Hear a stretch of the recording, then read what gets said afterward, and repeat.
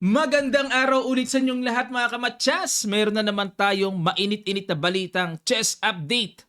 Chess drama na naman nitong nakaraang September 3. Nagharap ang parehong mamaw na sila Super Grandmaster Hans Smoke Niemann ng USA na kababalik pa lang sa chess.com. Nitong nakaraan ay pinayagan na siyang makalaro at nakaharap niya ang former world champion Vladimir Kramnik ng Russia na ngayon ang flag ay FIDE muna kasi ang Russian flag hindi pa tinatanggap sa FIDE and sa chess.com. Nagharap ang dalawa. Merong ikinagulat ang chess community. Ano yon? Ito po ang nangyari. Nag-E4 si Niemann. Nag-F6 si Kramnik at tingnan nyo po ang picture ni Niemann. Ayan. Pinatungan ko ng kanyang live captured video. Naka-live siya that time na dismaya sa F6 ni Kramnik. Hindi siya makapaniwala na bakit F6 ang ginawa dito. Syempre, former world champion, yan ang ititira. Tumira naman siya ng D4. At sinundan ni Kramnik kaagad ng G5. Nagpapamatsas in 2 moves. Naku po! Tingnan nyo mukha ni Niemann. Hindi malamang hagod ang gagawin. Hindi siya makapaniwala eh. Ano ba gagawin? At nagsalita siya dyan mga kamatsas. Ayan Hindi ko na pinarinig kasi baka mamaya ma-copyright ako dyan sa aking research na yan. Ang sabi niya, I have so much respect with this guy. Pero ang ginawa ni Niemann, himbis na matyasin niya ng Queen H5, iniresign niya ang game. Nako, ang tindi ng nangyari. Pumutok ito sa buong mundo. Pero pinalalim ko pa ang investigasyon may pinagmulan Tingnan nyo yung isang game bago kasi ito nangyari, meron pa silang isang game, magkasunod lang Bali 2 games ang naging laban nila Ito yung unang game nila. Binaliktad ko na lang ang kulay mga kamatsas kasi white si Kramnik sa first game nila.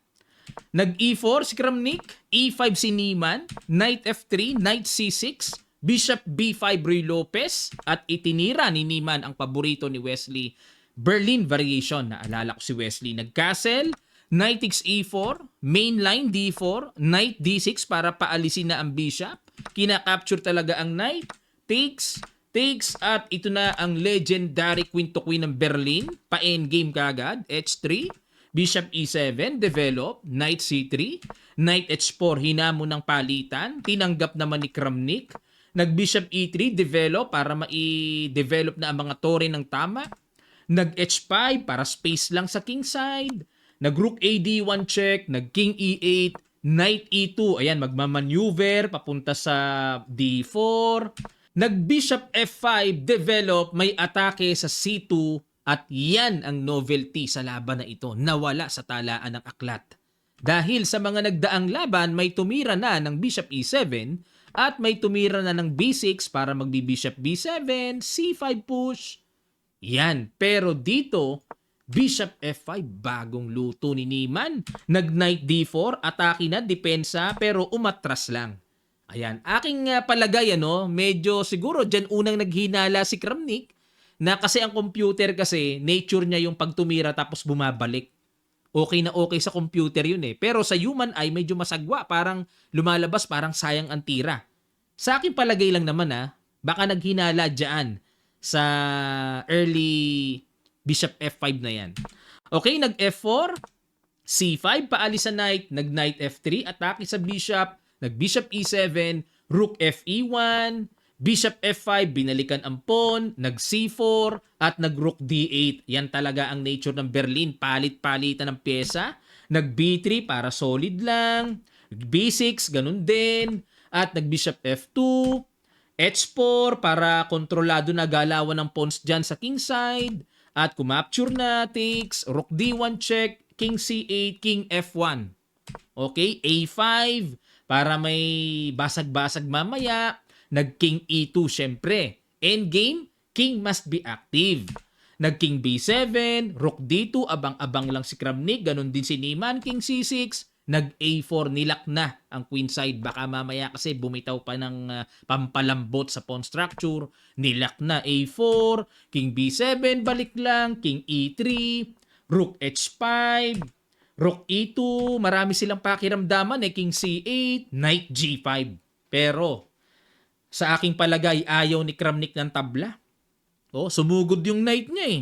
Threat ang pawn sa F7, F6. Ayan, pang-counter sa knight na yan.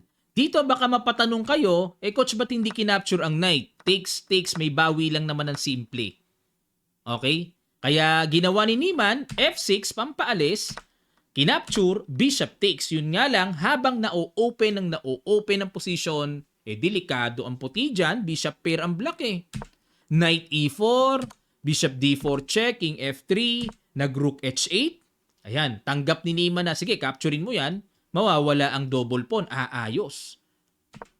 Hindi kinapture, nag-knight G5, bishop F6 bumalik, rook D2, at nag-bishop D7, bishop E3, ayan, mga pakiramdaman blues, king F2, at nag-bishop F5 bumalik, knight F3, bishop C3, kinulit ang tore, umilag lang, at nag-bishop F6. Binalikan ng suporta ang pawn, at nag-rook D2 ulit para wala namang bishop C2, king B8, rook E2, rook D8, rook D2, kinapture na, takes, at nag-bishop C2, nag-king E2, king C8. Ayan na, ang delikado dyan kasi gagapang na yan, delikado ang puti ngayon. Bishop F2, king D7 at nag-knight F3. Talagang gusto ni Kramnik ng bakbakan talaga. Kukunin niya ang pawn sa H4. Yun nga lang, medyo naalangan, Bishop takes B3. Kasi dito, hindi knight F3 ang gusto ng computer eh. Bishop E1 lang ang gusto ni Stockfish eh. Abang-abang na lang eh. Halimbawa, kung mag-king E6, king E3.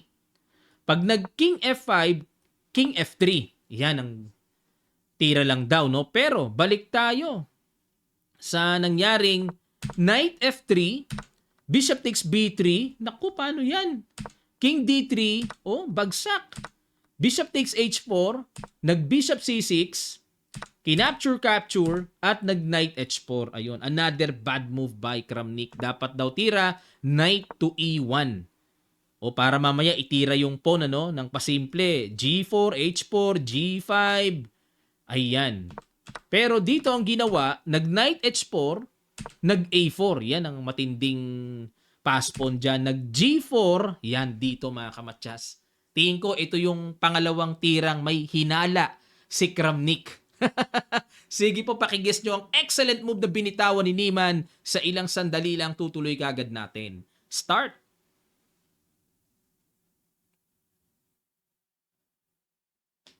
Maraming salamat. Congrats sa mga nakakita. Bishop E4 sacrifice. Excellent move. Napakabigat ng tira na yan. Inilagan lang. Bakit? Kasi kung kakapturin yan, may A3. At dito, nung maitira ni Niemann yung Bishop E4 na yan, from 50 seconds, ayun halos 4 seconds lang ang nabawas. Ibig sabihin, mabilis. Kahit na may 2 seconds increment, mabilis pa rin binitawan. Nakita kagad ni Niemann. King C3, C6 para mag-B5. Naku po, grabe ka pawn marching. Massive yan. Yung knight di makaporma, kontrolado ng bishop. At nag-G5, kinapture, takes, king E6 para kung mag-G6, habol na habol ng king. Nag-G6, king F6 at dito nag-resign na si Kramnik. Ano kaya sa palagay nyo mga kamatsas? Ito kasi ang unang game Bago pa nangyari, ang 2 moves lang ay gusto magpamatsas si Kramnik kaso nga, iniresign naman ni Niemann. Ayaw niyang tanggapin na ganon. Halatang protest ang datingan Pag F6 pa lang kita na parang nadisimaya na siya di ba? Ito po Pag tira ng F6, tinan nyo yung mukha niya. Dismayado kagad Nagwa-wonder kagad siya May hinala na siya kagad Naghinala na siya kagad kasi nga tinalo niya si Kramnik sa first game, second game, ganyan. So, medyo may gumugulo-gulo na sa isip niya na baka hinihinala nito. Nandaya ako ng first game Kaya ganito to yan, tingnan nyo reaction. 'Di ba? Ayan mga kamatsas. Yan ay ayon lamang sa akin pong pagsasaliksik at investigasyon at mag-aabang pa tayo ng mga maraming statements na lalabas dito kasi hanggang sa ngayon usapin ito ng chess community sa buong mundo. Yan po, ibinalita ko lang sa inyo mga kamatsas. Kasi may nag-request na mangilan-ngilang nag-request na, Coach, pasandahan mo naman kay Niman at Kramnik. Viral ngayon.